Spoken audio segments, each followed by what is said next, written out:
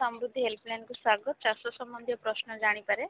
हाँ मैडम नमस्ते। नमस्कार। कौन जो प्रधानमंत्री कामधेनु योजना गोटे न्यू लॉन्च होची ना आज्ञा तार एप्लिकेशन प्रोसेस कोन जानिबा थिला? हाँ जेटा आपनकर पशुपालन पई रहूची। हां यदि पशुपालन आपण करछने ता पई आपनकर जेमति रहूची प्रथमे गोपालन योजना रो गोटे स्कीम रहूची जोतरे आपण 60 रु 70% रियायती पाई परिबे। 60 ରୁ 70% हां 60 रु 70 माने 60% टा होची जनरल कैटेगरी को पई, हां एससी एसटी वुमेन ट्रांसजेंडर जो मान रहउछन ताको पई 70%। हां बुझिले आ गोटे रहउची 12 मासी घास चाष पई एकर प्रति 35,000 टंकार सहायता पाई परिबे जदि अप्लाई करछन 12 मासी घास चाष पई। तेथिरे इंक्लूड रहइबो कामधेनु योजना रे इंक्लूड रहइबो?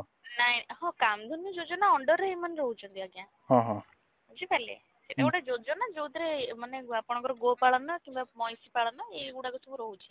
जे केते टंका मिलबो एटा कामधेनु योजना रे? कामधेनु योजना रे आपण को योजना टी को अप्लाई करिवे आज्ञा जो कामधेनु 8टी गोपालन पई गोपालन पई चाहुछन। हां सर गोपालन योजना रे आपनकर मोट कॉस्ट रहउची 2,30,400 टंका। तार कॉस्ट रहउची आपण ए जो योजना रे दुईटी गाय किनिया को पड़ियो जोटा बाहर राज्य रे किनिबे आज्ञा। बाहर राज्य रो केमिति आनिबे सेटा? सेटा आपण निजे आज्ञा आनिबे। निजे जेकी तो पैसा टा केमिति पड़ियो? प्रथमे पैसा पड़िबो ना एप्लाई करा पर पैसा नहीं पड़िबो? नहीं एटा आपनकर प्रथमे आपण निजे अप्लाई करिवे। हमर जेंति पोर्टल रहउची सुगम पोर्टल sugam.odisha गोसुगम पोर्टल हां हां गोसुगम पोर्टल ले पशुपालन सेक्टर रे गोपालन योजना बोली रहउची जीपीवाई स्कीम गुट रहउची। हां एनिमल हस्बेंडरी गुट अछि से ऑप्शन रे। आज्ञा एनिमल हस्बेंडरी रे देखंतु गोपालन योजना गुट रहउची एबे नुवा ऐड हिची।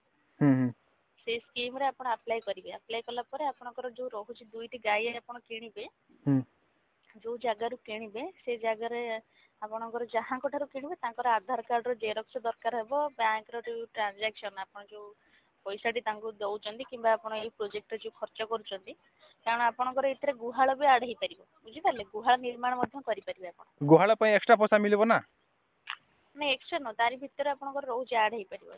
ओ 2,04,000 भितरे सेटा एक्स्ट्रा आज्ञा हां तापर आपनकर जो रहउची निजर आधार कार्ड जहांकर नारे आपण अप्लाई करूचंदी अधिकारी जे रहिचंदी ताकर जेरॉक्स आधार कार्ड जेरॉक्स बैंक पासबुक रो जेरॉक्स दरकार हेबो।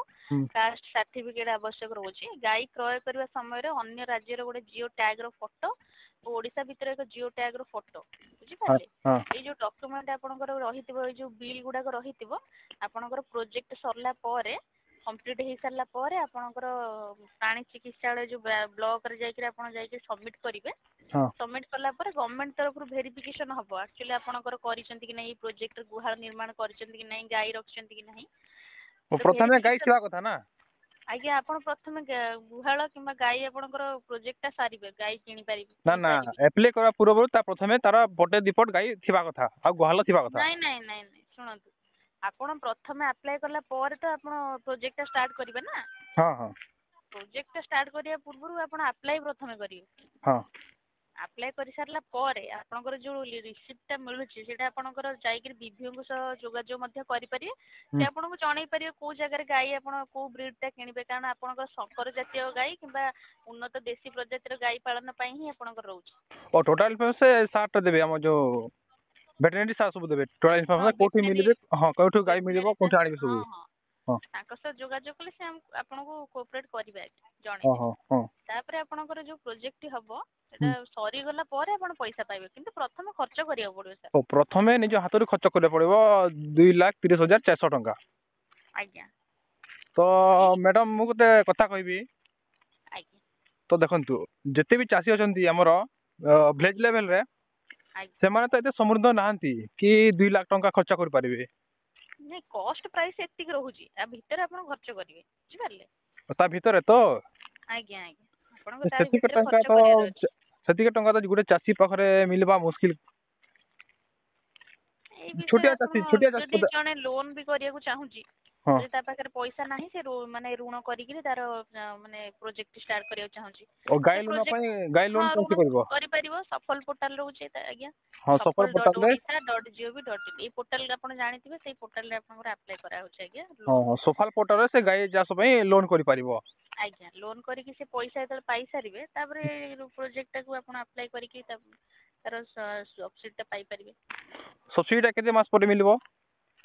ଆପଣଙ୍କର ଯେତେ ଶୀଘ୍ର ପ୍ରୋଜେକ୍ଟ ସରିବ ଭେରିଫିକେସନ ହେଇଯିବ ଆଜ୍ଞା। ଯେତେବେଳେ ପ୍ରୋଜେକ୍ଟ ସରିଯାଉଛି ହୁଁ ହୁଁ ଆପଣଙ୍କର ଯାହାବି ଡକ୍ୟୁମେଣ୍ଟ ଥିବ ସାରଙ୍କ ପାଖରେ ଯାଇକରି ଆପଣ ସବମିଟ କରେଇନେବେ ବିଡିଓଙ୍କ ଡକୁମେଣ୍ଟ ପାଖରେ। ତାର ଆଧାର କାର୍ଡ ଲାଗିବ, ବ୍ୟାଙ୍କ ପାସବୁକ୍ ଆଧାର ଲାଗିବ, କାର୍ଡ ଆଜ୍ଞା ଆଜ୍ଞା ତାର ପଟା ଲାଗିବ, ଆଉ କଣ? ଆପଣଙ୍କର ଜିଓ ଟ୍ୟାଗ ର ଫଟୋ ଏବଂ ଜିଓ ଟେକ୍ ଫଟୋ। ତାଙ୍କର ଯାହାଠାରୁ ଆପଣ କିଣୁଛନ୍ତି ହୁଁ ଗାଈ ତାଙ୍କର ଜେରକ୍ସ ଦରକାର, ଆଧାର କାର୍ଡ ର ଜେରକ୍ସ। ହଁ ସେ ଏବଂ ଯୋଉ ଇନଫରମେସନ ତ ଆମର ଭିଆ ସାର୍ ଦେବେ। ଭିଏସ୍ଆର କାହିଁ ଦେବେ? ଏଇଟା ଆପଣ ତ କିଣିବା ପାଇଁ ହେଲେ ଆପଣ ଯିବେ ନା ସେଠିକି। କେମିତି ଜାଣିବୁ ଭିଏସ୍ଆର କୋଉଠି କିଣିବ, କେଉଁଠି ମିଳିବ ଗାଈ କେମିତି ଜାଣିବୁ? ସିଏ ଆପଣଙ୍କୁ କୋପରେଟ କରିବେ, କିନ୍ତୁ ସିଏ କଣ ଗାଈ କିଣେଇ ଦେବେ କି? ନା ନା ଆପଣ କିଣେଇ ତ ଦେବେନି ଯେ, ନିର୍ଭରଶୀଳ ହେବେ ନା। ଦେଖନ୍ତୁ ଆମେ ହେଲୁ ବର୍ତ୍ତମାନ ଓଡିଶାର, ବାହାର ରାଜ୍ୟରୁ କହୁଛନ୍ତି ତ କୋଉଠି ଆଜ୍ଞା ଗାଈ ଅଛି କେମିତି ଜାଣିବା? ସେ ଆପଣ ଜଣେଇଦେବେ ଆଜ୍ଞା, ଆପଣଙ୍କର ସେଇଟା ତ ଆପଣଙ୍କର ନିଜେ ହିଁ କରିବାକୁ ପଡିବ ନା। ହୁଁ ହୁଁ ନିଜେ ତାଙ୍କୁ ପଚାରିବେ କୋଉ ଜାଗାରେ ମିଳିପାରିବ, ସେଇଟା ଆପଣଙ୍କୁ ଯଦି ରେଫର ଦେଇପାରିବେ, ହଁ କିନ୍ତୁ ହଁ ସେ ଯିବେନି ଆପଣଙ୍କୁ ଫିଜିକାଲି ଯାଇକିରି କିଣେଇ ଦେବେନି। ସେ ନା କିନ୍ତୁ ନା ଆପଣଙ୍କୁ କଣ୍ଟାକ୍ଟ ଫଣ୍ଟାକ୍ଟ ହେଇପାରିଲ ତ ଯାଇକି କିଣି ପାରିବୁ ଆଜ୍ଞା ମ୍ୟାଡାମ। ଆଜ୍ଞା ହଁ ନା ବିନା ସେଇଟା ତ କଣ୍ଟାକ୍ଟ ହେଇକି କୁହାହଉଛି, ଯିଏ ଜାଣିପାରିବ ନା। ଯାହାଠାରୁ ଆପଣ କିଣିବେ ତାଙ୍କର ଆଧାର ଜେରକ୍ସ ଟି ଆଣିବେ। ହଁ ହଁ ଆଣିବେ ଏବଂ ଯୋଉ ବ୍ୟାଙ୍କ ଟ୍ରାଞ୍ଜାକ୍ସନ ହେଇଥିବ, ତାଙ୍କୁ ଯୋଉ ପେମେଣ୍ଟ ହେଇଥିବ ହୁଁ ତାର ରେକର୍ଡ ମଧ୍ୟ ଆବଶ୍ୟକ ପଡିବ। ଆପଣ କେତେ ଟଙ୍କା ଖର୍ଚ୍ଚ କରୁଛନ୍ତି ପ୍ରୋଜେକ୍ଟ ରେ ହଁ ହଁ ସେଗୁଡା ମଧ୍ୟ ଆବଶ୍ୟକ ପଡିବ ଆଜ୍ଞା। ପୁଣି ବ୍ୟାଙ୍କ ଟ୍ରାନସାକ୍ସନ କେମିତି କରିବା? ତା ପାଖରେ ତ ଗାଈ ଆଣିଯିବା, ବ୍ୟାଙ୍କ ଟ୍ରାନସାକ୍ସନ କେମିତି କରିବା? ମାନେ ବ୍ୟାଙ୍କ ଟ୍ରାଞ୍ଜାକ୍ସନ ମାନେ କଣ? ଆପଣ ଯୋଉ ପଇସା ଟି ତାଙ୍କୁ ଦେବେ ପେମେଣ୍ଟ କରିବେ ସେଇ ଟ୍ରାଞ୍ଜାକ୍ସନ ଟା ଆପଣ ଦେବେ ନା, ଦେଖେଇବେ ଗଭର୍ଣମେଣ୍ଟ କୁ। ସେ ସିଧା ଦେଇଦବ କି ବିନା ପ୍ରୁଫ ଦେଇଦବ କି ସେ ଗାଈ? ତାଙ୍କୁ ପହିଲା ପ୍ରଥମେ ପଇସା ଦେଲେ ତ ଦେବ ଗାଈ। ହଁ ସେଇତ ପଇସା ଆପଣ ତାଙ୍କୁ ଯୋଉ ଦଉଛନ୍ତି ତାର ଟ୍ରାଞ୍ଜାକ୍ସନ ତ ରହିବ ନା। ହଁ ଟ୍ରାନ୍ସଫର ରହିବ ଯେ, ଦେଖନ୍ତୁ ଆମେ ଗଲୁ ଗାଈ ଆଣିବା ପାଇଁ ଠିକ ଆଜ୍ଞା ଅଛି, ତ ତାଙ୍କୁ ପ୍ରଥମେ କିଛି ଟଙ୍କା ଦବାକୁ ପଡିବ, ତାପରେ ତ ସେ ଗାଈ ଦବ ନା। ହଁ ସେଇ ପ୍ରୁଫ ଟା ତ ଆପଣ କରିବେ ନା, ସେତିକି ଟଙ୍କା ହଁ ଖର୍ଚ୍ଚ କରୁଛନ୍ତି ବୋଲି। ତାଙ୍କୁ ତ କ୍ୟାସ ଦେବାକୁ ପଡିବ ନା, ବାହାର ରାଜ୍ୟରେ ଆଣିବ କ୍ୟାସ ଦେବାକୁ ପଡିବ, କି ଫୋନ ପେ ଟ୍ରାନ୍ସଫର କଲେ ଚଳିବ। ଯାହାବି ତାଙ୍କୁ କହିବେ, ନହେଲେ ବ୍ୟାଙ୍କ ଟ୍ରାଞ୍ଜାକ୍ସନ ବି ତ ହଉଛି, ଅନଲାଇନ ଟ୍ରାଞ୍ଜାକ୍ସନ ବି ତ ହଉଛି ହଁ ନା। ଅନଲାଇନ ମତଲବ ଫୋନ ପେ ଏଇ ଟ୍ରାନ୍ସଫର ଟା। ବିଷୟରେ ହଁ ଯାହାବି କରିବେ ଆପଣ ଏଇ ବିଷୟରେ ବିଭିଓ ଙ୍କୁ ଟିକେ ପଚାରିଦେବେ। ହୁଁ ଯଦି ଜଣେ ଚାହୁଁଛି ସେ ତାର କ୍ୟାସ୍ ନବା ପାଇଁ ହୁଁ ତ କ୍ୟାସ୍ ଯୋଉ ଦବା ଟାଇମ ରେ ସେଇ ଯୋଉ ଟ୍ରାଞ୍ଜାକ୍ସନ ଟା ଆମେ ବ୍ୟାଙ୍କ ରୁ ଉଠେଇଛୁ ବୋଲି ସେଇ ଟ୍ରାଞ୍ଜାକ୍ସନ ଆବଶ୍ୟକ ପଡିବ ହଁ ନା କେମିତି କଣ? ତାଙ୍କୁ ପଚାରିଲେ ମଧ୍ୟ ଆପଣଙ୍କୁ ସେ ଆଉ ଜଣେଇଦେବେ। ଯୋଉ କ୍ୟାସ ଦେଲା ଟାଇମ ରେ ତାର ଗୋଟେ ଜିଓ ଟେକ ଫଟୋ ନେବାକୁ ପଡିବ। ଆଜ୍ଞା ଆଜ୍ଞା ଫଟୋ ଗୋଟେ ଉଠେଇ ନେବେ। ହଁ ହଁ ହଁ କି ଦେବା ଆପଣଙ୍କର ଟାଇମ ରେ ଆଜ୍ଞା ହଁ ଆମର ଏଠି କଣ କି ବହୁତ ଚାଷୀ ଇଚ୍ଛୁକ ଅଛନ୍ତି ମ୍ୟାଡାମ ଗୋପାଳନ ପାଇଁ। ଆଜ୍ଞା ତାଙ୍କର ଫାଇନାନ୍ସିଆଲ ପ୍ରୋବ୍ଲେମ ଟିକେ ରହୁଛି ମ୍ୟାଡାମ, କାହିଁକି ଛୋଟିଆ ଛୋଟିଆ ଚାଷୀ ସେମାନେ। ତ ସେତେ ଆଜ୍ଞା ଟଙ୍କା ତ ସେମାନେ ଖର୍ଚ୍ଚ କରିପାରିବେନି, ସେ ତେଣୁ ପାଇଁ ମତେ କହିଲେ କଣ ସବୁ କହିବାକୁ ପଡିବ, ମୁଁ କହିଲି କଷ୍ଟମ କେୟାର ସହ କଥା ହେଇକି ଜଣେଇବି କହିଲି। ଆଜ୍ଞା ଠିକ ଅଛି, ଆପଣ ଯଦି ଅଧିକ ଜାଣିବା ପାଇଁ ଚାହୁଁଛନ୍ତି ସେମାନେ ତାଙ୍କୁ କୁହନ୍ତୁ ବ୍ଲକ ରେ ଯିଏ ବିଭିଓ ରହୁଛନ୍ତି, ବ୍ଲକ ଭେଟନାରୀ ଅଫିସର ଯିଏ ରହୁଛନ୍ତି ତାଙ୍କ ଯୋଗାଯୋଗ କଲେ ହଁ ସେ ହଁ ଆପଣଙ୍କୁ ଜଣେଇଦେବେ, ଏବେ ନୂଆ ସ୍କିମ୍ ଯୋଉ ଗୁଡାକ ଆସିଛି ତାଙ୍କୁ ଜଣେଇଦେବେ। ହଁ ହଁ ନାଇଁ ଗାଈ ପାଳନ ବିଷୟରେ ଜାଣିବାର ଥିଲା, ଲୋକେ କହୁଥିଲେ ତ ସେଥିପାଇଁ। ଆଚ୍ଛା ଠିକ ଅଛି ଆଜ୍ଞା ଧନ୍ୟବାଦ। ଧନ୍ୟବାଦ। ଆଜ୍ଞା ଶୁଣିଲି ତ ଆଜ୍ଞା, ଯାହା ଯାହା ଆମେ କଷ୍ଟମରଙ୍କ ସହିତ କଥା ହେଲୁ ତାହା ସବୁ ଅପଡେଟ୍ ଏ ଭିଡ଼ିଓ ମାଧ୍ୟମରେ ଆପଣଙ୍କୁ ଜଣାଇ ଦେଇଛୁ। ଯଦି କିଛି ଡାଉଟ୍ ଅଛି ଆପଣଙ୍କର, ଆପଣ କମେଣ୍ଟ କରିପାରନ୍ତି। ଆମକୁ କମେଣ୍ଟ ମାଧ୍ୟମରେ ଅଡ଼ି ଦିଅନ୍ତୁ ଏବଂ ଭିଡ଼ିଓକୁ ଲାଇକ୍ ସବସ୍କ୍ରାଇବ୍ କରନ୍ତୁ, ଯାହାଦ୍ୱାରା ଆମେ ମୋଟିଭେଟ୍ ହେବୁ ଆପଣଙ୍କ ପାଇଁ ଭଲ ଭଲ ଭିଡ଼ିଓ ବନେଇକି ଆଣିବୁ। ଧନ୍ୟବାଦ।